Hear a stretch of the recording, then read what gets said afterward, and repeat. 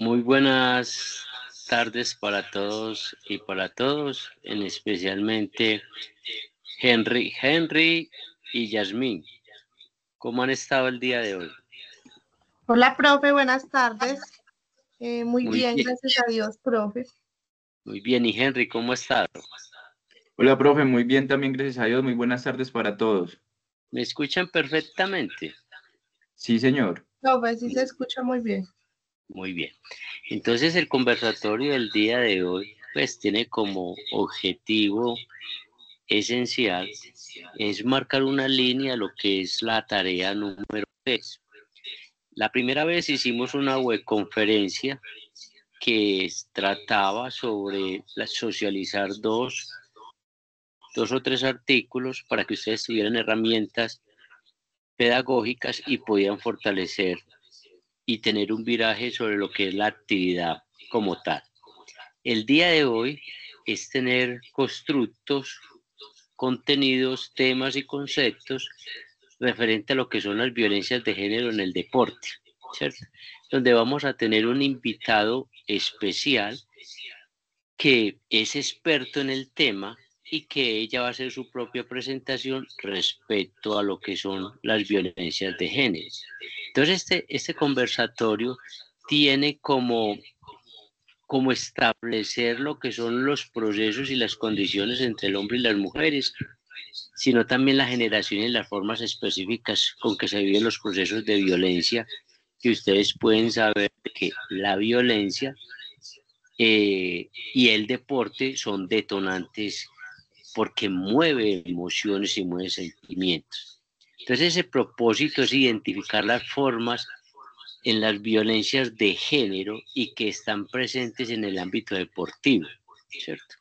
Y que de acuerdo a los conceptos y a las perspectivas es abordar conceptos referentes a la temática número 3 de lo que es violencia, género y violencias contra la mujer, ¿cierto? Entonces, que nos muestre y nos dé unos resultados a través de manifestaciones simbólicas de la violencia, la parte sexual, económica y el concepto deportiva como eje primordial ante estos diferentes aspectos, que es de prevenir, generar condiciones de educación pedagógica y comunicativa y que podamos prevenir en cada uno de nuestros territorios, donde podamos abordar lo que es la importancia del deporte, lo que es la violencia de género, lo que se vive dentro del deporte en la parte de la discriminación hombre y mujer, lo que son la violencia simbólica y la importancia que tiene como mujer como tal.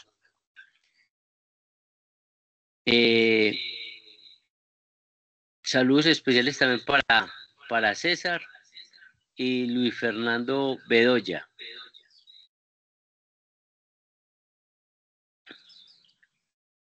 Bueno, entonces le vamos a dar el paso a la doctora Aura María Vasco, quien ella va a hacer su presentación, y tenemos el orgullo y el honor de tener una profesional, una doctora experta en el tema, quien nos va a profundizar desde su concepto respecto a lo que son las violencias. Doctora, muy buenas tardes, ¿cómo está? Profe, qué pena, tenía el micrófono desactivado. ¿Cómo está? Muy bien, ¿y usted? Bien, gracias, profe.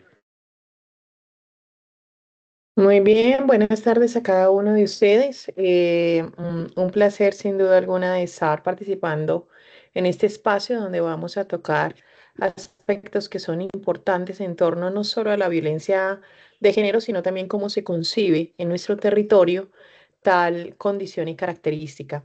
Estoy evidenciando que aquí no me permite realizar presentación. Así que, doctor Didier, se la voy a enviar por su correo electrónico para que por favor sea usted quien me la esté presentando y a medida que vayamos avanzando, yo le esté mencionando cuando me pasa de diapositiva. Deme en 2 minutos, por favor, yo se la reenvío para que él la pueda realizar presentación. Con mucho gusto, doctora. César, muy buenas tardes Luis Fernando, que se han conectado, y les deseo una bienvenida, donde podamos tener un constructo que fortalezcan sus diferentes actividades y las participaciones que a partir del día de hoy sean muy fructíferas en los foros y sus respectivos trabajos.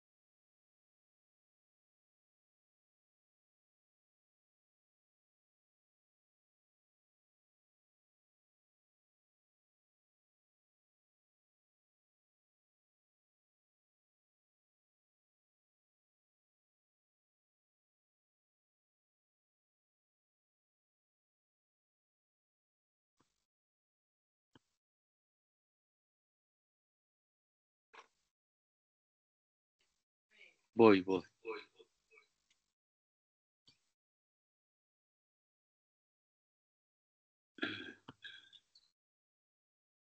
Muchachos, ¿me escuchan perfectamente ahí? Sí, profe, escuchamos. Muy bien, entonces, una presentación a la doctora Aura María Vasco Espina, doctora en psicología, administradora de empresas, doctora en psicología y neurociencia cognitiva, doctores honoris causa en educación y paz, doctorado en honoris causa por la academia, por su parte de su constructo en lo académico, doctora en Derecho, en Derecho de la Universidad del Valle, doctora en Filosofía, y le estamos dando, y psicóloga organizacional, y le vamos a dar la bienvenida a la doctora para que darle la palabra y podamos desarrollar la temática del día de hoy.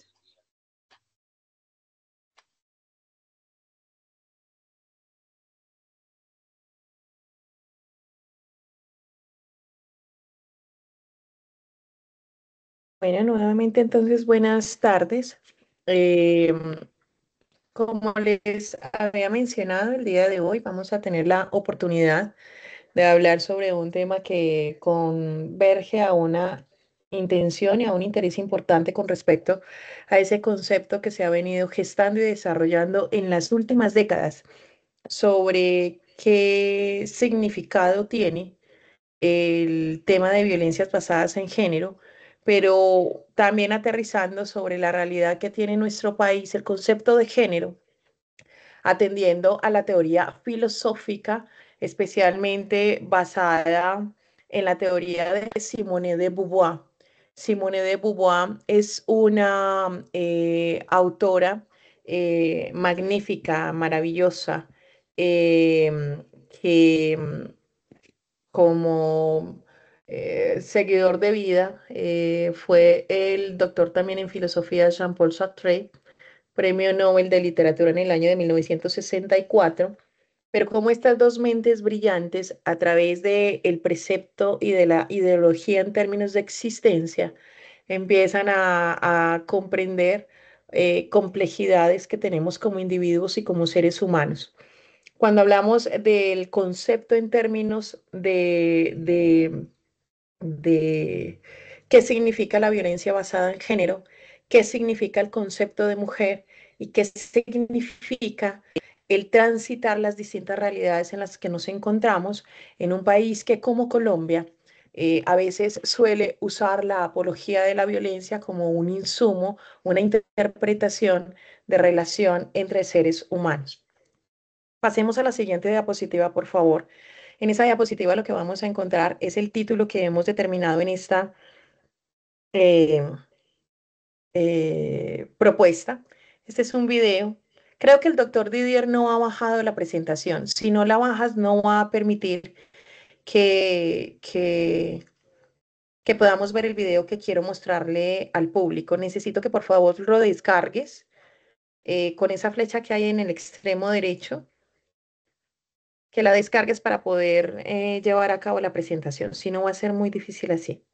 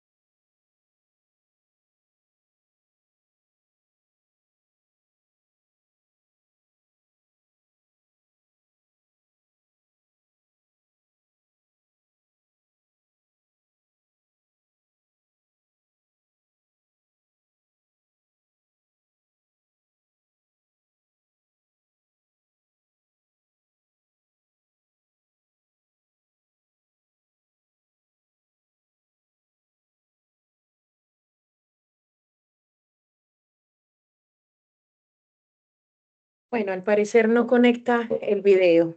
El video era importante porque muestra una realidad frente a las formas como en otros países a nivel internacional están llevando a cabo esa participación social y ciudadana en donde podemos atender violencias basadas en género cuando nos comunicamos como parte de la sociedad. Y cuando digo parte de la sociedad es que es una corresponsabilidad.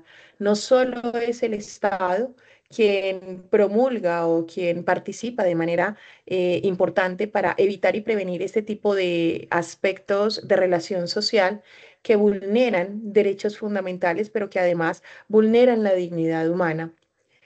El título que ustedes están observando corresponde a una presentación que viene realizando y viene presentando la Fiscalía General de la Nación.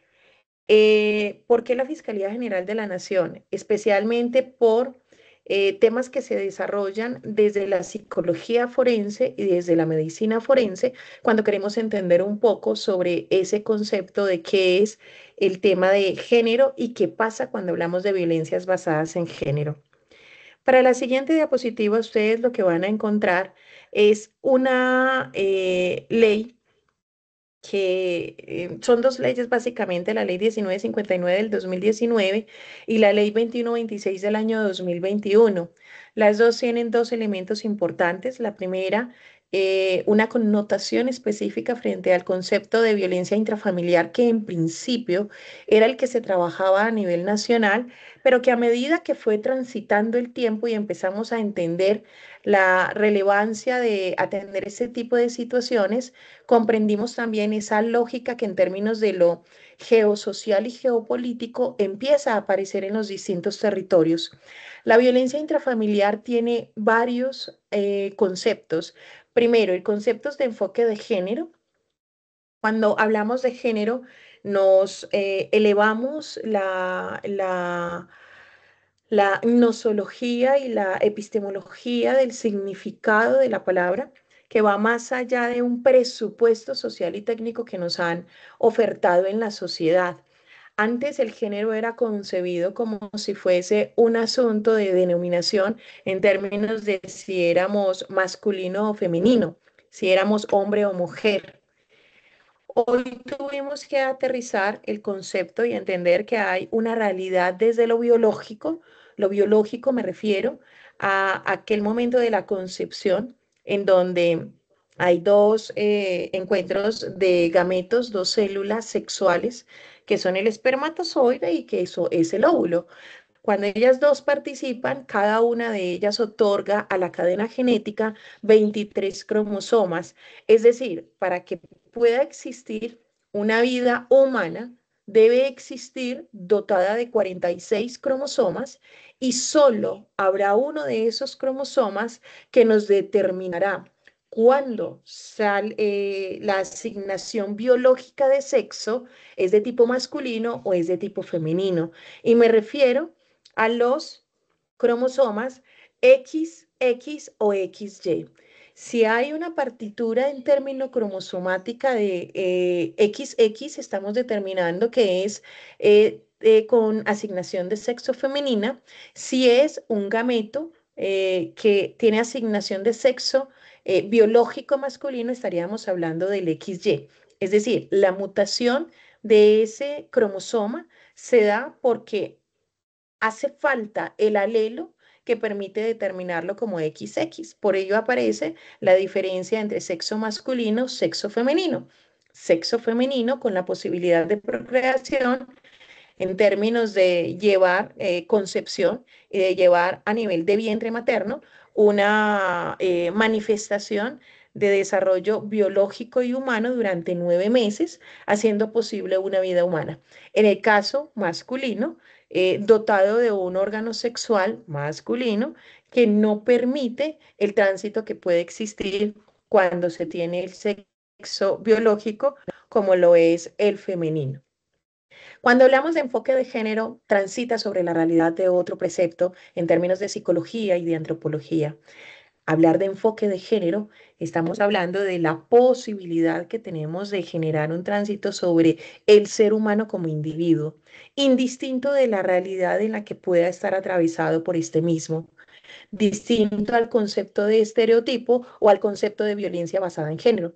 Cuando hablamos de estereotipos, son aquellas realidades en donde nosotros, frente a esa relación y esa participación que tengo en contexto social, puedo ser determinante para señalar qué objeto es o deja de ser. Me explico. Cuando hablamos de estereotipos, estamos hablando de una carga social, cultural, también económica, también política, pero que es muy específica para ciertos casos. En el tema de la violencia basada en género, hablamos de la capacidad de respuesta que tiene un individuo para poder representarse en ese contexto social. Y esa violencia basada en género, por lo general, siempre estoy buscando aquella manera o forma donde puedo vulnerar o atentar al que concibo como más débil. Y dentro de la violencia basada en género, pues hay distintas formas y manifestaciones de violencia, cada una de ellas con unas particularidades, que es lo que pretendemos llevar a cabo en la presentación del día de hoy y que esperamos que también sea muy lógica frente a esa otra posibilidad que ustedes tienen de poder entender el género como un acto social que debe tener representación, no solo en términos de comprensión y de lógica en torno del pensamiento, sino también a nivel cultural, a nivel antropológico, pero también a nivel social. Vamos a hablar en este sentido de 5 tipos de violencias. La primera, vamos a transitarlo sobre la violencia sexual, procederemos a hablar de la violencia física, hablaremos del concepto de la violencia patrimonial, de la violencia por prejuicio y finalmente de la violencia institucional.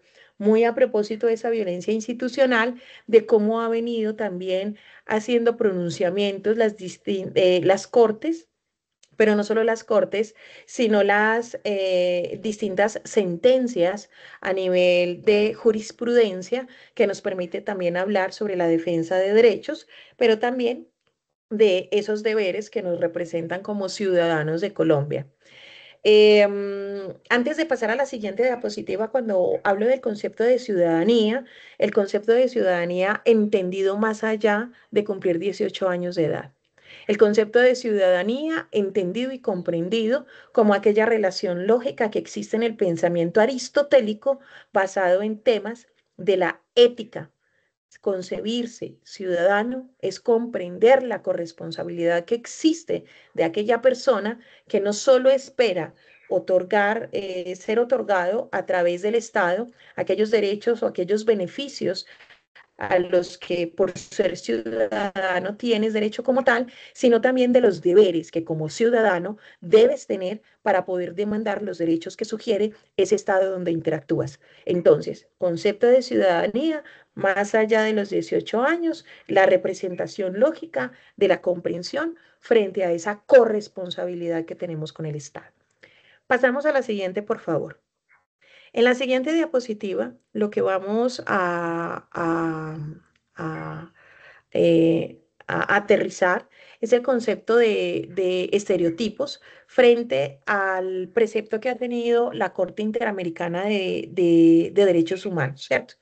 Yo ya básicamente les había mencionado al inicio sobre esa preconcepción de lo que concebimos que debe ser o que debe dejar de hacer. Frente al tema del estereotipo, en términos del fémino, se ha abrazado a una realidad cultural que sugiere las condiciones de cuidado y de percibirse en un contexto como lo es el hogar.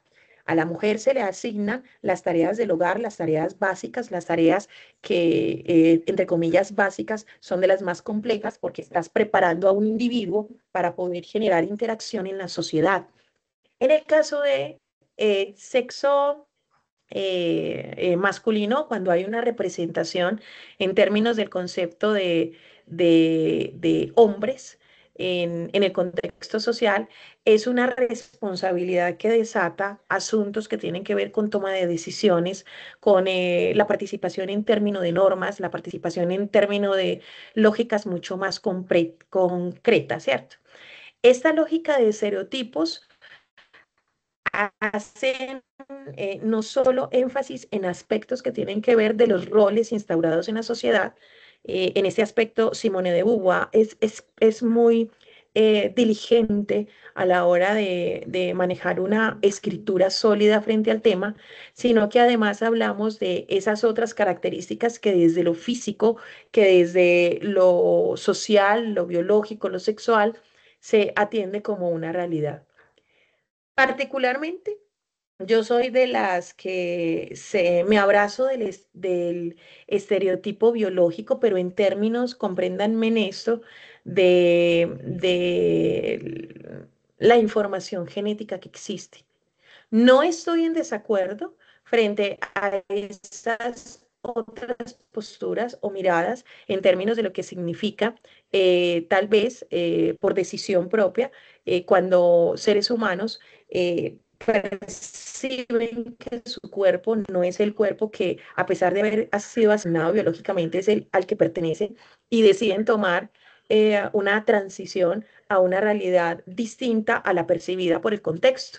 Entonces, existen transformaciones, como puede ser las transformaciones transsexuales, pero aún así realizando las transformaciones sexuales, sigue esa partitura genética que tiene un componente específico y que es relevante, es importante para otros aspectos de la vida cotidiana, como el atender condiciones patológicas, es decir, de enfermedad.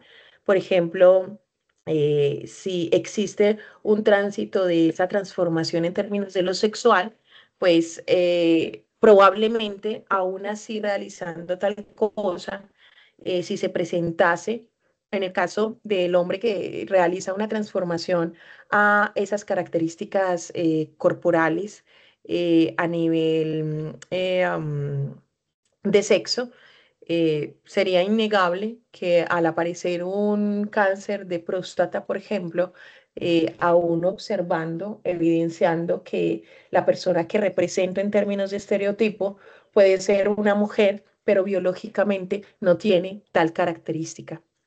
Tal vez es complejo lo que les estoy mencionando, tal vez es complejo lo que les estoy compartiendo en esta realidad académica, pero es importante también aterrizarla cuando profesionales del área de la salud, yo que soy neuropsicóloga clínica, que trabajo el tema de la neurociencia y que me he abordado y desarrollado en otros temas como el derecho y como la gerencia pública y la política social, tengo que atender a este tipo de realidades. Pasamos a la siguiente, por favor. En toda esta partitura y esta construcción de propuesta en torno a qué significan las violencias basadas en género, el Estado ha logrado entender que se desprotege, en algún momento estaba desprotegida aquella persona que se entendía como más débil cuando no entendíamos bien los conceptos en términos no solo de estereotipos, sino también en conceptos de género. Al negarse el derecho, pues se imponía una carga muy desproporcionada en donde el beneficio que se esperaba fuera de manera justa y de manera igualitaria, tanto para hombres como para mujeres, tenía un nivel que rebasaba cualquiera de las posibilidades, donde la defensa incluso para las mujeres era un asunto de debilidad. Hay un aspecto importante a nivel antropológico que tenemos en la sociedad y es, por ejemplo, el concepto mismo del feminismo, en términos incluso de cómo el derecho penal ha tenido que transitar en Colombia para la comprensión de lo que significa el estereotipo basado en género, por ejemplo. Lesiones que han sugerido la pérdida de vidas humanas a personas que han sido transformistas o que han sido transexuales, y resulta ser que no es en razón a su característica o comprensión en términos de su biología humana, sino por la carga subjetiva que se lleva frente al hecho de percibirse como mujer en el caso de aquellos hombres que son transformistas o de aquellos que deciden no ser transformistas, sino de transexualizarse. Y el concepto del feminicidio aquí en Colombia ha tenido una presión fuerte en términos de comprensión lógica de la idea. Cuando hablamos de feminicidio incluso a un transexual o a un transformista, hablamos de feminicidio ya no por el hecho de tener una biología que caracteriza su condición en términos de lo masculino, ¿cierto? Al contrario, el peso que recae sobre esta persona es por el precepto mismo de generar esa debilidad evidente por haberse transformado y por categorizarse en esa condición de mujer. Esa condición de mujer, en términos de antropología y en términos de biología, es innegable aceptarla frente a la realidad que se tienen con los hombres. Ustedes que son estudiantes en todo este tema del deporte, sin duda alguna, pienso que han estado siguiendo los casos que a nivel internacional se han venido presentando con respecto a las participaciones de hombres y de mujeres en distintos eventos deportivos de alto rendimiento. Y en esos eventos deportivos de alto rendimiento hay mujeres que han decidido desistir de presentarse porque evidencian que tal vez sus oponentes pueden llegar a ser personas que aún representándose desde la realidad de lo que significa lo femenino, la mujer o el estereotipo, la biología humana no se puede negar, ¿cierto? En términos de biología humana, la fibra muscular en los hombres es mucho más potente que en las mujeres. Podrán decirme ustedes, no, hay mujeres que pueden superar a los hombres, pero no es una condición de normalidad esperada. Y eso ha estado absolutamente decantado y evidenciado, lo que sugiere también una partitura de entender también eso complejo de la realidad en la que podríamos estar atravesando o experimentando en esta cultura de hoy, en esta historia del hoy, que es la que hoy estamos representando, y de cómo se hace mucho más eficiente la hora de generar un análisis con respecto al tema. Tal vez uno podría pensar en, en actividades de élite y eh, de generar posibilidades de interacción y de participación de seres humanos que quieren seguir siendo deportistas de alto rendimiento, pero han decidido transitar o trasladarse sobre esa percepción en términos de qué significa ser hombre o mujer. Y voy a decir algo muy loco, que es muy loco. Así como tenemos los Juegos Olímpicos para personas que han tenido condiciones de normalidad esperada, también tenemos unos Juegos Paralímpicos para personas que han tenido unas condiciones que han tenido que atravesar y entender su cuerpo de una manera distinta. ¿Por qué no pensarlo tal vez también una realidad donde hombres y mujeres, tal vez sin reconocerse o sin entenderse como tal, sino en una percepción de un símbolo, de un concepto distinto, pensar en esa forma de integrarlos también a esa realidad de deporte de alto rendimiento, pero generando también esa participación que otorgue la diferencia basada en el respeto. Bueno, eso es un asunto que podremos estar hablando más adelante. Frente a ese mismo tema, se pensaba sobre esa disminución de la responsabilidad del agresor porque existían mayores emolumentos o elementos donde se empezó a evidenciar en la realidad histórica de nuestro país cómo los hombres podían acceder con mayores posibilidades y algunos con mejores beneficios a poder desvincular o desvirtuar aquellas realidades que sugerían desproporción frente al precepto de entenderse como mujer u hombre. ¿Qué pasaba cuando había una violencia de género en casa, que la denominamos violencia intrafamiliar, y cómo podría atenderse o aterrizar si existía o no responsabilidad entre una u otra parte?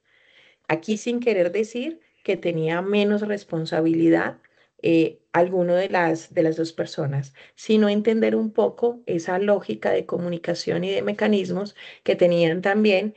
Se estaba observando que existía una disminución importante en la participación de cómo resolverlo o cómo generar una respuesta de defensa entre un hombre y una mujer, ¿cierto?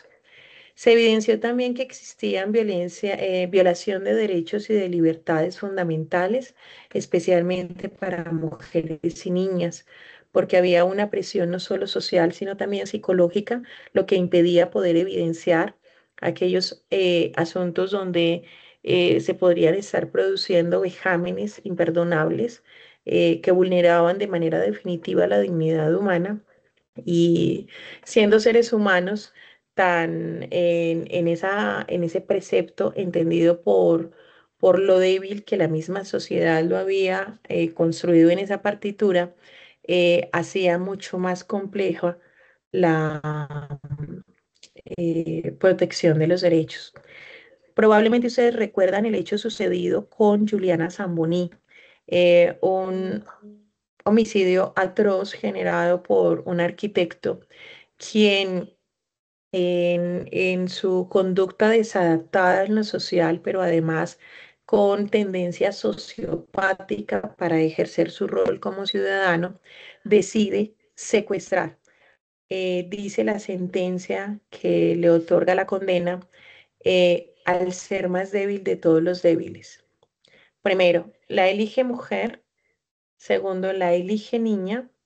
Tercero, la elige de comunidad originaria. Recuerden que Juliana Zamboni era una niña indígena, la elige pobre, pero además la elige en términos de no poder generar su propia autoprotección. Entonces, cuando uno lee la sentencia de este personaje, la forma como lo cita la señora jueza, ella menciona, dentro de los débiles, opta por elegir la más débil, porque podía sugerir que podía llevar a cabo cualquiera de las realidades que tenía con ella y en efecto lleva a cabo no solo el homicidio, sino el abuso sexual, la violencia desmedida a la niña y eso produce un caos social que llamó al orden también a pensar en varias cosas. Seguimos con la siguiente, por favor.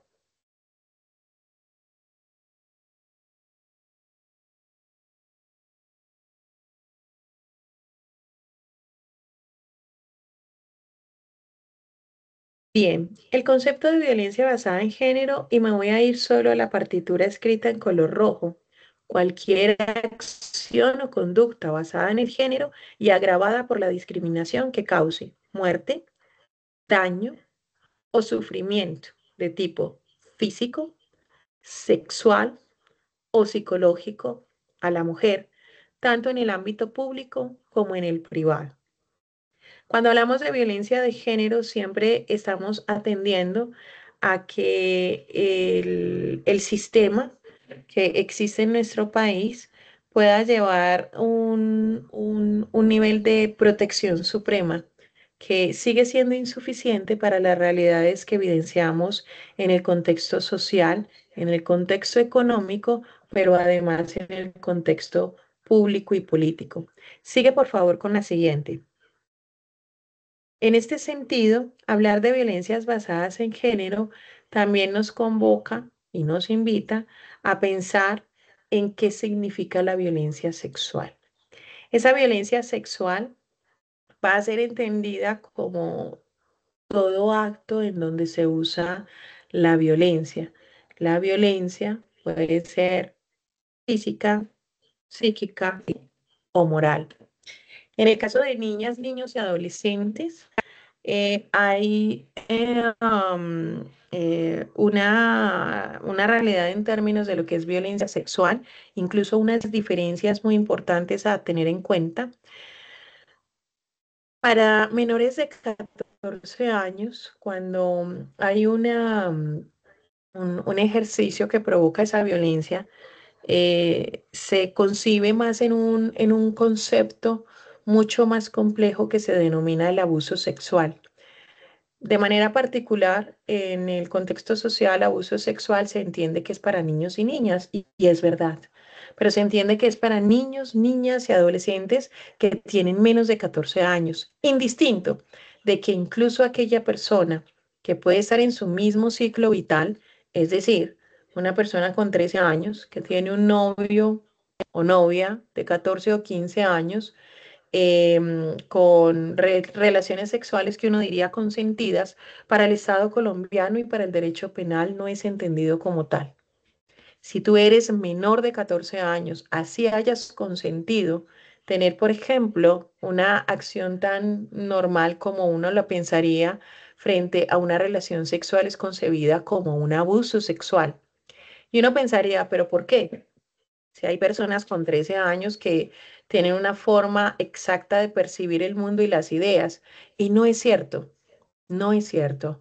La realidad del pensamiento de los seres humanos, y más por el proceso de crecimiento y de evolución de todo lo que significa el pensamiento en torno a lo cognitivo, tiene que ver con el desarrollo en términos neurológicos, neurofisiológicos y neuropsicológicos de cresta neural.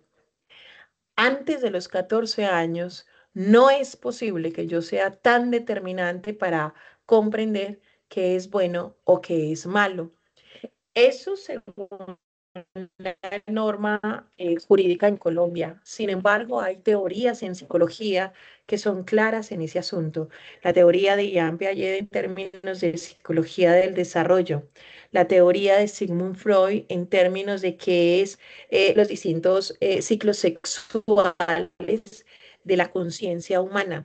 La teoría de Lev Vygotsky en términos de circuito de lenguaje, cuando tenemos la comprensión del objeto en términos de lo que es objetivo y subjetivo. Me explico.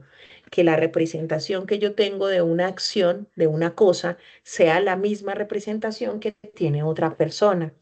Si yo les muestro eh, este objeto, este objeto es un anillo. Este objeto como objeto es objetivo en tanto para mí y para ustedes tiene el mismo significado, ¿sí? Pero ¿qué pasaría si yo cambio el significado? ¿Qué pasaría si un niño o niña de 13 años me dice, yo le digo, demuéstrame que me quieres y yo quiero saber si me quieres si tú me das un besito? Y él pone la causa y el ejercicio de esa carga fundamental en términos de su psique, que demostrar el querer o no querer está dotado de un simple beso, ¿sí? La violencia sexual siempre va a tener que ser entendida con muchos más elementos, y esos elementos son supremamente complejos a la hora de una comprensión lógica en términos filosóficos. Por ello, no es tan fácil entenderlo, no es tan fácil aterrizarlo, y no puede ser tan sencillo como decir dejar de hacer o hacer. Tienes que transitarlo sobre ese elemento cierto de comprender por qué el hacerlo o dejar de hacerlo podría convertirse o no en una acción que sugiere delito. Vamos a la siguiente, por favor. Entonces, para cerrar este tema de la violencia sexual, se entiende violencia sexual cualquier acto que sugiere fuerza, fuerza física, fuerza psicológica, pero también aquella que tiene que ser muy determinada frente a qué significa cuando sucede el acto antes de los 14 o después de los 14. Como les digo, es muy complejo entenderlo y explicarlo. Yo creo que sería una cátedra de unas 2 horas para poder medianamente aterrizar lo que les quiero decir. Viene la violencia psicológica. La violencia psicológica, de alguna manera, todos la hemos ejercido sobre alguien. Todos, en algún momento. Esa violencia psicológica siempre se dota de acciones. Las acciones siempre se entienden como comportamientos, distinto a la conducta, en donde hay creencias y hay también una forma de decisiones donde yo puedo manipular o humillar al otro, ¿cierto? Y hay distintas formas de hacerlo. Yo que soy catedrática universitaria, suelo acompañar procesos de formación en todos los niveles, tanto pregrado como nivel especialidad, maestría y doctorado. Y yo suelo decirle a mis estudiantes de pregrado, cuando tú aceptas y reconoces que te llamen con palabras que a veces las empezamos aceptarlas como culturales. Es decir, cuando a ti te llaman no por tu nombre, sino que te dan un adjetivo como idiota, imbécil, tonto, bruto, poco demente, los gestos que uno dice, estás loco, ¿qué te pasa? Bueno, en fin, ese tipo de expresiones que no solo se dan por el lenguaje motor, así como lo estoy mencionando, sino también por los gestos, sino también por las representaciones corporales, eh, sugieren una forma de manipulación muy densa, y esa forma de manipulación también empieza a generar una destrucción en el psiquismo, porque aquello que se repite, que es intencional, piensen tal vez en un ser humano que profesa amor profundo por nosotros y nos dice, "Ay, verdad que es que yo te tengo que cuidar porque hay mucho peligro en la calle. ¿Verdad que es que yo te tengo que proteger porque tú eres muy frágil? Recuerda que yo soy el que siempre te voy a proveer de todo lo que necesites". Son frases que uno pensaría son inocentes y probablemente al principio lo sean, pero cuando ya tienen el poder magnificente de poder llevarnos a otra realidad, ya viene una vulneración distinta donde nos quitan la libertad, nos quitan la capacidad de decisión o nos quitan la capacidad de poder enfrentarnos a situaciones problema. Por favor, pasas a la siguiente. En ese sentido, empiezan los prejuicios que en términos de la salud mental desarrollan otras realidades. Si la violencia sexual es un acto físico, psicológico o un acto que pueda sugerir, impedir que yo pueda tomar actuaciones que representen no manipulación, y la psicológica es aquella donde la manipulación a través de la palabra es posible, la física claramente es cuando hay un contacto que sugiere coartar una posibilidad de decisión frente a ciertos asuntos. Colombia ha tenido unas historias supremamente trágicas, tan ágiles frente a ese tipo de violencia. Yo creo que ustedes recuerdan todo lo que ha sucedido con el caso no solo de Juliana Zamboní, en el sentido de cómo un violentador busca refrendar su posición de poder o de fuerza con un ser débil. Pero ojo, no me refiero a Juliana Zamboní solo como niña. Miren que les referí distintas condiciones de debilidad, porque es mujer, porque es niña, porque es pobre, porque es indígena, porque no puede defenderse. En el caso de la violencia física, em, empieza a ser mucho más fuerte cuando pensamos en casos como los de Rosalvira Celi, por ejemplo, una mujer que es violentada, vulnerada, empalada, pero además de la violencia recibida por el que la vulnera, que es un compañero de estudio. Recuerden, ella estudiaba en un nocturno bachillerato, estudiaba todo el día, perdón, estudiaba en la noche, trabajaba todo el día vendiendo en una chaza tinto y algunos alimentos para poder llevar el sustento a su casa.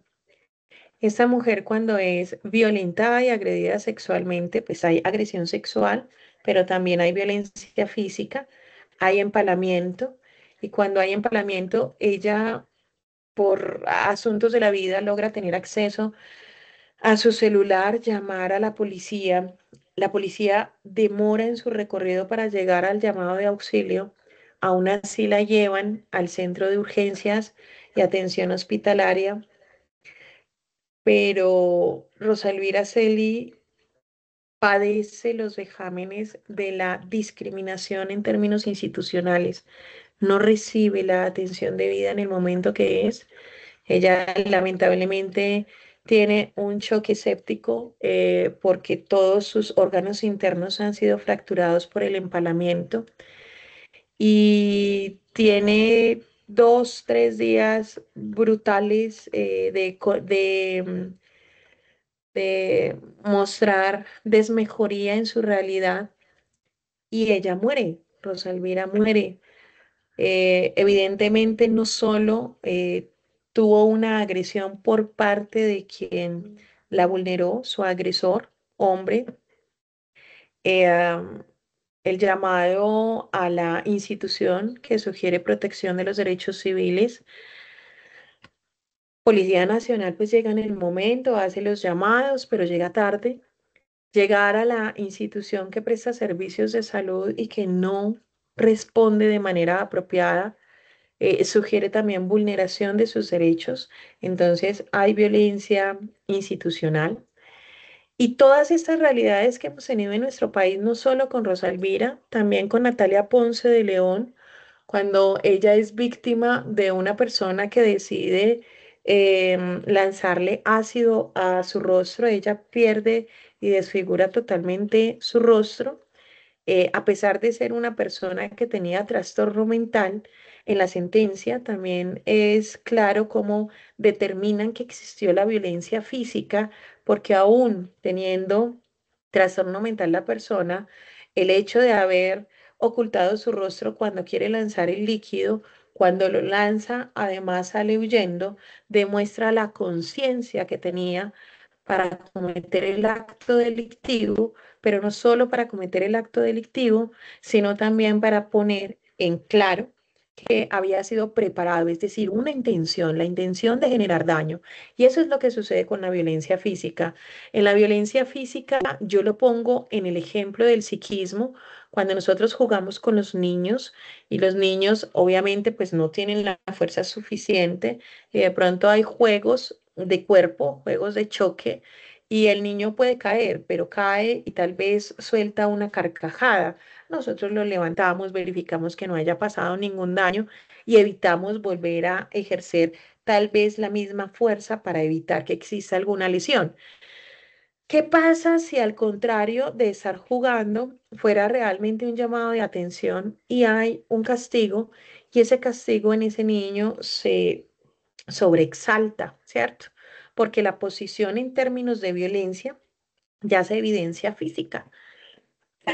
Se está vulnerando al otro a través del castigo, pero ese castigo se representa en el dolor del cuerpo.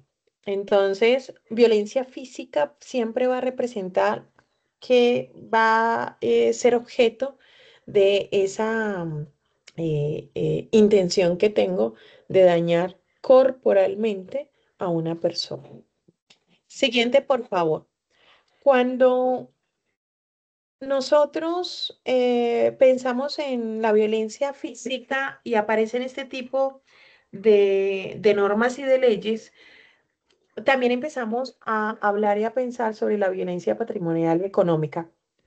Vea, muy a propósito de esta, hay una sentencia constitucional, no es constitucional, o si es constitucional, no recuerdo si es del Consejo de Estado o es de la Corte Constitucional, pero es una magistrada. Es decir, es una mujer dotada de conocimiento, de inteligencia, de capacidad, de respuesta, bueno, en fin.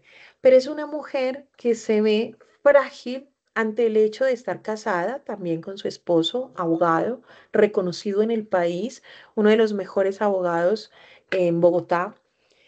Y llega un momento donde hay un desencuentro entre una mujer magistrada dotada de poder, de conocimiento, de saber, de experiencia, etcétera, y de un esposo que también tiene poder, conocimiento, experiencia, reconocimiento, bueno, en fin.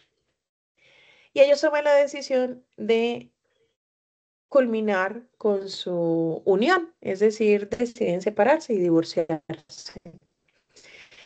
Cuando están en el proceso del divorcio, este caballero, el abogado, decide no apoyarle a ella con la realidad de los gastos que hay en el hogar. No hay pago de servicios, no hay pago del mercado, no hay pago de colegiaturas para los estudiantes, no hay pago de impuestos, no hay pago de nada. Tú te quieres separar de mí, tú tienes que proveer todo lo que necesitas. Y miren lo particular de esta realidad en términos de sentencia. Ella siendo una mujer, ojo pues, el concepto de mujer poderosa con toma de decisiones, pero no puede decidir en un asunto tan personal y no quiere dejar que la sociedad la señale porque no ha sido capaz de resolverlo. Y ella decide callar y decide entonces asumir los gastos de casa, de colegiaturas, de sus hijos, de impuestos, etcétera. Pero llega un momento donde ella dice no más. Y resulta que el caso de sentencia, después de pasar una primera instancia, llega a la corte y ella obviamente se tiene que declarar impedida y se declara impedida porque ella no puede decidir al respecto. Cuando sus compañeros leen todo lo que ha sucedido sobre el caso y el problema jurídico en concreto, la pregunta que se hacen es, ¿cómo una mujer con esta capacidad, con la posibilidad de decisión, con la posibilidad de transitar sobre la realidad de otras personas, siendo ella una mujer, no pudo resolverlo?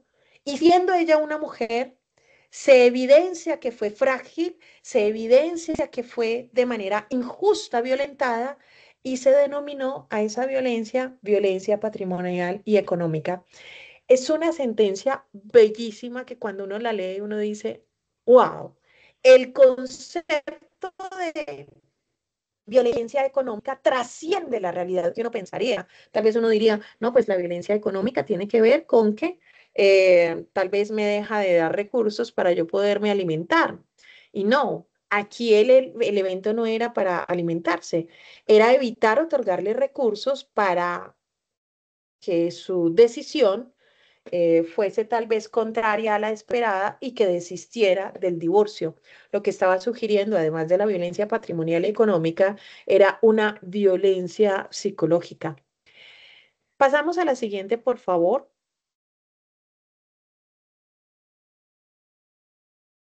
La violencia por prejuicio. Esta violencia por prejuicio es muy difícil de entender, pero además muy difícil de manejar. Necesita de formación y capacitación para muchos seres humanos porque se abraza de fenómenos sociales. La violencia del prejuicio son los señalamientos. La violencia del prejuicio es cuando, más allá de lo sexual y de la identidad de género, empezamos a sugerir que por las equivocaciones que pudieron tener otros o las decisiones de vida que han manifestado, aparecen como una forma de apartarlos de ese rol que ya venían ejerciendo porque consideramos que ya no lo merecen. Y esas características de violencia por prejuicio suele pasar, incluso de maneras nefastas en nuestra cultura. eh, em, Tal vez incluso cuando hacemos referencias a nuestros propios compatriotas. Yo cuando era pequeña a veces no entendía por qué existía tanto sarcasmo en los chistes que se llevaban a cabo con las personas que habitan el territorio del departamento del Nariño. Y la forma como los nombramos, que son sus gentilicios, cuando decimos pastuso, la forma de manifestar el pastuso era como aquel que era poco coherente, poco inteligente, poco sabio. Pero en el tránsito de la realidad, cuando nosotros logramos comprender que tal cosa es un prejuicio que vulnera y daña, la tarea de nosotros es resarcir el daño. Y en el resarcimiento del daño, cuando no tenemos claridad en torno al prejuicio, podemos cometer actos brutales, actos dañinos, actos que van en contravía de la defensa de los derechos fundamentales, vulnerando uno de los principales, como es la vida y como es la dignidad humana. Y cuando esos dos derechos se ven eh, vulnerados, nosotros pasamos a ser entonces de aquellos que somos violentadores, ¿cierto? En este sentido, la violencia por prejuicio tiene que ver con cosas tan nefastas y tan aturdidoras como lo que hemos venido presenciando en la realidad política y social de nuestro país, ¿cierto? Especialmente por la forma de pensamiento y de estructura que tenemos con respecto a lo que concebimos que es bueno o aquello que no es debido atender o entender como propio. La semana pasada y esta semana ha sido muy fuerte, especialmente para una mujer que tenía, hasta hace unos días tenía la representación de su rol como una reina de belleza que tenía que propender por los elementos que profesan a este tipo de participaciones de concursos. Me refiero promover la paz, promover el diálogo, promover la conciliación. Pero en el caso de ella, toma una decisión. Dice el maestro Huella Kung Fu al maestro Shifu cuando dice en la película de Kung Fu Panda, maestro, maestro, le tengo malas noticias. Y él dice, malas noticias. Hay malas noticias, no hay buenas noticias, simplemente son noticias. Tú mirarás qué expectativa o qué espectro le vas a entregar a esta noticia.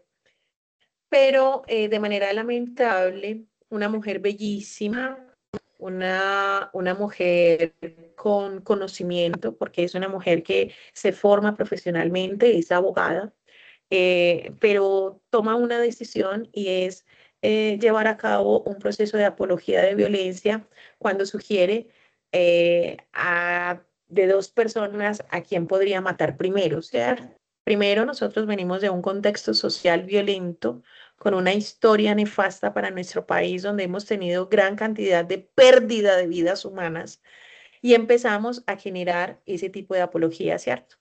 El asunto aquí con ella no es el error que comete frente a la decisión que toma de realizar este tipo de contenido visual, sino la forma también como la hemos transitado sobre ese deber ser y cómo hoy está siendo vulnerada en términos de violencia de prejuicio, ¿cierto?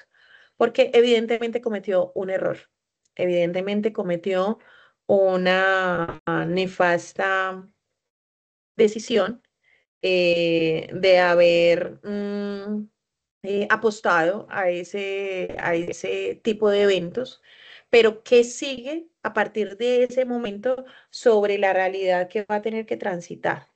Va a ser, sin lugar a dudas, y después de que haya pasado tal vez todo este proceso de una comprensión de por qué fue una apología a la violencia, de por qué fue indebido hacerlo, porque tendrá que aprenderlo en el tiempo, después vendrá la condición de prejuicio frente a lo que debía haber hecho y no dejó de hacer.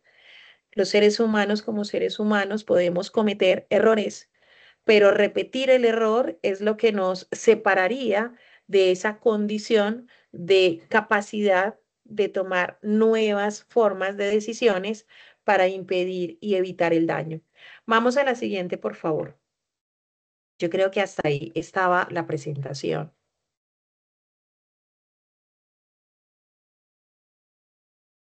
La siguiente. Ay, no, me faltaba una fundamental, la violencia institucional. Meramente la mencioné con el caso de Rosa Elvira Celi. El enfoque, por favor, la anterior.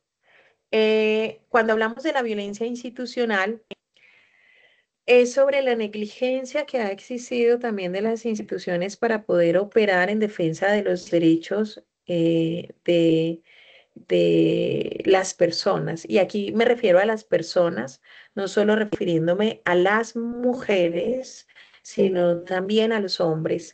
Por favor, dame a la siguiente, porque esa de violencia por prejuicio ya la dimos. Estamos en violencia institucional.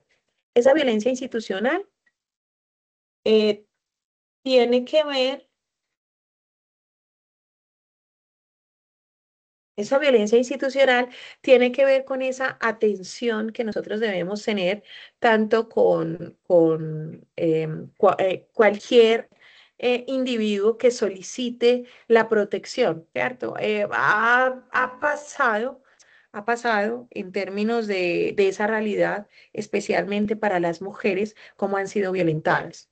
Un ejemplo de los que yo les puedo hablar es lo que sucedió hace poco en una realidad institucional en Ecopetrol, creo que fue hace como unos 4 meses más o menos, donde el subgerente de calidad tiene un grupo de mujeres que trabajan el concepto de lo ético en la organización. Y en ese precepto de trabajar lo ético en la organización, pues también tienen una participación importante sobre procesos disciplinarios cuando estás vulnerando el cumplimiento de algunos deberes sin dejar de desatender que también tienes derechos, ¿cierto? Y se demostró cómo la institución de manera mordaz hizo que este grupo de mujeres, todas eran mujeres, no eran hombres, todas eran mujeres, fueran tomando la decisión de renunciar, fueran tomando la decisión de apartarse, e incluso algunas las separaron de sus cargos. Una que decidió tomar las riendas de la situación y decide denunciar el hecho de la violencia institucional. Y por supuesto, cuando llega a los estrados judiciales, evidencian que hay unas características importantes y difícilmente dejar de un lado para entender qué significa la violencia de género a nivel institucional. Entonces aquí esa transgresión siempre tiene que ser atendida frente a esos elementos que no son aceptados o reconocidos como reales, pero que hay evidencias que sugieren que deben estar presentados sobre la realidad en el término de las cosas, qué es lo que realmente está sucediendo o pasando con una persona en el ejercicio de su rol profesional, laboral o social dentro de una institución. Pasemos a la siguiente, por favor.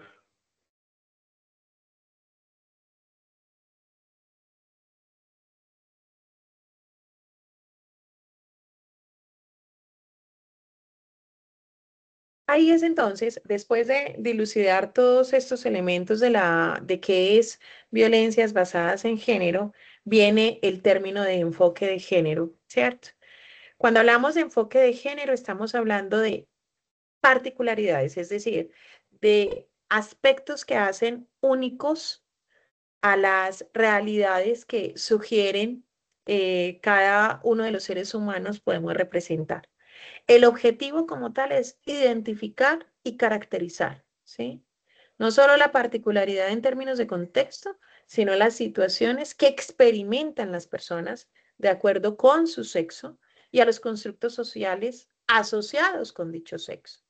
Cuando hablamos del enfoque de género, estamos hablando de la obligación que tiene el Estado para poder llevar a cabo esa corrección en términos de la visión tradicional del derecho, ¿cierto? Y especialmente fundado para la protección de las mujeres que han sido víctimas de la violencia.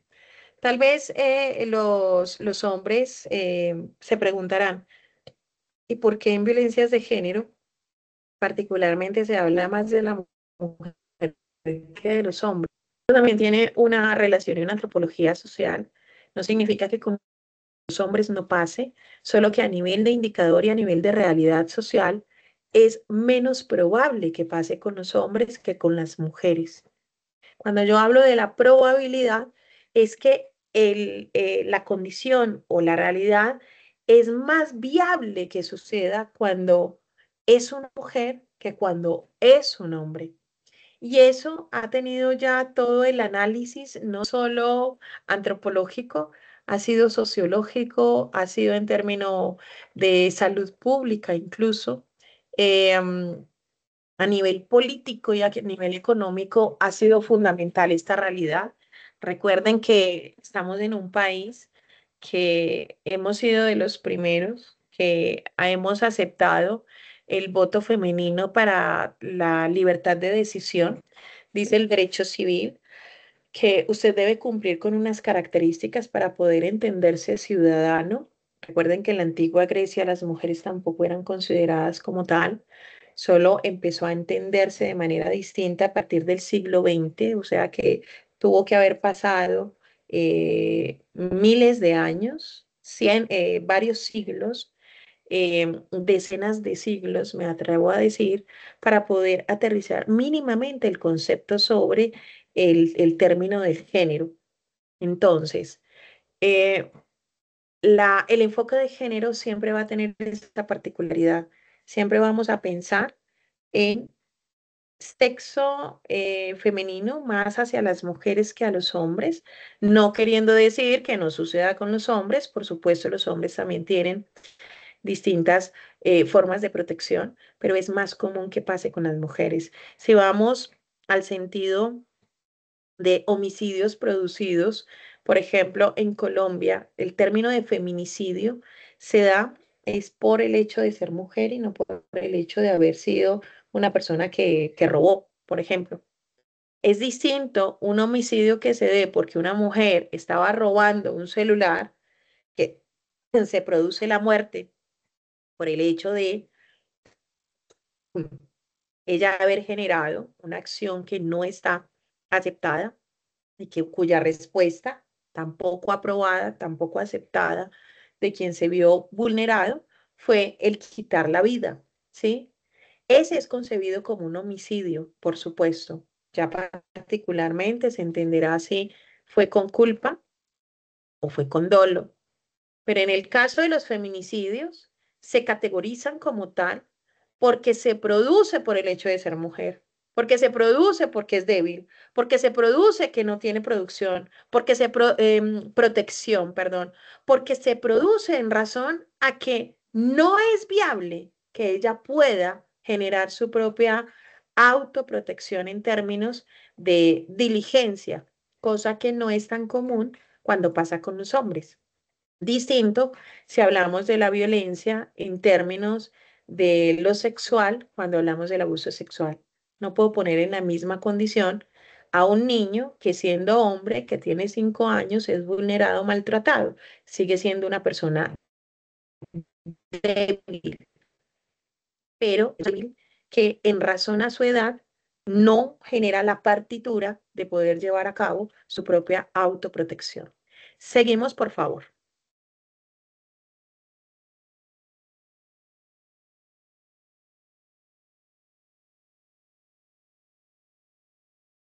Seguimos.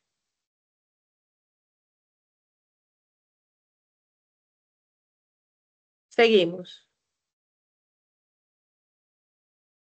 Seguimos. Esto tiene que ver con violencia intrafamiliar, pero no es el interés en este momento. Sigue. Yo creo que lo podemos dejar aquí. Lo podemos dejar aquí. Em, Puede dejar de compartir, doctor Didier. Lo que quería compartirles el día de hoy es más frente a ese precepto en términos de, de qué significa eh, el concepto de violencias basadas en género y de cómo incluso esa última frase que ustedes estuvieron observando, que rápidamente eliminó el doctor Didier, es que la quitó de la pantalla, pero yo se las voy a leer porque es una frase que es importante y es relevante para lo que estábamos tocando. Es una frase de Eleanor Roosevelt que dice, nadie puede hacerte sentir inferior sin tu consentimiento. Por ello tenemos que ser de esas personas que valoramos el sentir humano y que desarrollamos con oportunidad esas distintas capacidades en aquellos individuos que creyendo en nuestros saberes, en nuestros conocimientos, en nuestros preceptos, logramos también ser determinantes y ser loables a la hora de las decisiones que tenemos para el ejercicio del rol social, el empoderar al otro, el darle elementos que sugieran protección en distintos contextos sociales, bien sea a través del deporte, bien sea a través de la educación, bien sea a través del arte, es una de las formas que nos permiten integrar a ciudadanos que basados en lo ético, pero también entendiendo lo moral, que es más social y más cultural, puedan tener una participación de protección, pero también de autoprotección, que es finalmente lo que perseguimos. Muchas gracias, quedo atenta a preguntas. Adelante ustedes.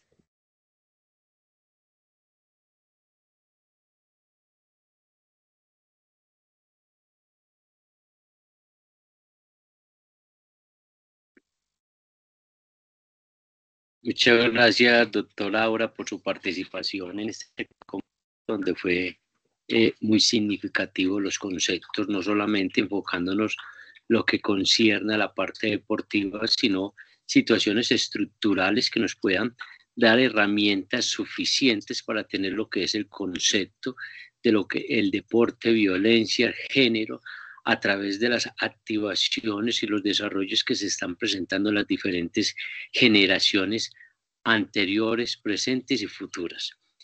Invito si alguno de ustedes, de los que están conectados, desean hacer una pregunta a la doctora Aura para ir finalizando lo que corresponde a esta webconferencia que tiene como objetivo un conversatorio para fortalecer conceptos que puedan vincular sus participaciones en las diferentes actividades 3 y 4 que nos pueda dar esas herramientas necesarias para que ustedes tengan conceptos claros. ¿Alguna otra pregunta como para ir cerrando? Buenas tardes, yo tengo una pregunta. Muy buenas tardes. ¿Quién está hablando? ¿César? ¿O quién es? Perdón. Luis. Profe, es que yo tenía, pues anteriormente, se veía mucho la violencia sexual en los niños en muchas escuelas deportivas. No sé si ahorita eso todavía se sigue viendo. ¿La pregunta va para mí o va para la doctora Aura? No, pues no sé si de pronto usted sepa algo de esto, profe. De igual manera, no podemos desfallecer de que el deporte sea ajeno ante estas situaciones. Cuando nosotros estamos hablando de interacción social, no somos ajenos ante esta situación. Y ante tu pregunta, se ha presentado, se presenta y se seguirá presentando. Aquí la importancia de la educación, de la formación, de la concientización y el reconocimiento de lo que es la norma es sumamente importante. El deporte no puede ser ajeno ante esta realidad y tenemos que ser conscientes de que nosotros, cuando se vayan a titular como gestores deportivos, van a manejar grupos en las diferentes comunidades y son quienes ustedes son esos líderes pedagógicos de conocimiento autónomo quien puedan marcar ese horizonte de la conciencia y el respeto del uno y por el otro. Doctora Aura, ¿quiere reforzar ante la pregunta del compañero Luis? Claro, por supuesto. Luis, mira, de manera lamentable, son actos y sucesos que todavía se siguen presentando. La tarea nuestra siempre va a ser la de prevenir. La prevención busca evitar que se sigan presentando estas realidades. No debe ser, no debe ser un asunto que se presente en la historia y que porque ya se haya presentado tengamos que seguir aceptándola o reconociéndola. Por nada del mundo tenemos que desfallecer en evitar y prevenir que se sigan presentando este tipo de situaciones. Y más cuando hablamos del abuso sexual por los daños irreparables que en el psiquismo se pueden generar. Y por supuesto, ustedes que van a ser entrenadores, tienen una tarea de corresponsabilidad importantísima, no solo de prevenir y evitarlo, sino también que ante cualquier conocimiento, ante cualquier llamado o ante cualquier solicitud de ayuda por parte de los deportistas que ustedes van a estar acompañando, lo lleven, lo acompañen, lo apoyen y se pueda desarrollar en beneficio de aquella persona que ha sido vulnerada el resarcimiento del daño. Y otro asunto que también es necesario atender. Recuerden que cuando hablamos de abuso sexual, así hayan pasado años. Es decir, usted tiene hoy 30 años y el abuso se perpetuó en unos 6, 7 años, 12 años, 18 años. Usted tiene toda la vida para poder tomar la decisión y decir, fui violentado, fui abusado por fulano de tal, y puede iniciarse el proceso en cualquier momento, porque es un delito que no prescribe. Y es muy importante, Luis, la pregunta que haces precisamente por esa realidad. Yo creo, doctor Didier, que yo me despido aquí. Agradecer por la invitación que me realizaron y por supuesto que este trabajo que vienen realizando y esta gesta por el conocimiento que vienen produciendo cada uno de ustedes, finalmente les otorgue con oportunidad todas esas otras realidades que sin duda alguna quieren, ¿cierto? Y es ser profesionales en esta materia. Dios los bendiga y tengan buen fin de semana. Muchas Muchas gracias gracias, igualmente. doctor. Muchas gracias, doctora. Muy Gracias. Bien. Muchachos, como para ir cerrando, lo que concierne en la prevención y eliminar esas diferencias en las diferentes manifestaciones, podemos tener una o dos conclusiones muy importantes, y es generar las estrategias que permitan conocer y difundir lo establecido mediante este diálogo o conversatorio que tuvimos con la doctora Aura, y tener herramientas que nos pueda dar lineamientos y directrices respecto a lo que son las legalizaciones y los comportamientos de cada uno en proyección del ámbito social a través de esa inteligencia social, y que nos permita esos dominios de conceptos poder difundir lo que es la conciencia de la prevención ante un detonante como es el deporte de las diferentes violencias. Otra conclusión es implementar los diferentes protocolos en la prevención y erradicar en la prevención de lo que es el acoso y el abuso sexual en este ámbito de lo que concierne en el deporte social comunitario, de la parte de lo que es la iniciación entre lo que son los niños y lo que es de competencia y de alta competencia a los diferentes actividades nacionales, locales, departamentales e internacionales como Juegos Olímpicos y Mundiales. Y como para terminar, es que ustedes entren en ese proceso de sensibilización y que puedan capacitar y orientar y generar conciencia de género en el ámbito deportivo. Esas eran como mis tres conclusiones respecto a lo que fue el conversatorio del día de hoy. Espero que sea una herramienta importante para que ustedes puedan tener una participación fluida, clara, coherente con respecto a lo que son los objetivos de esta fase 3 de lo que son violencias de género, y que puedan ustedes tener un constructo importante y significativo en la presentación de dicha actividad.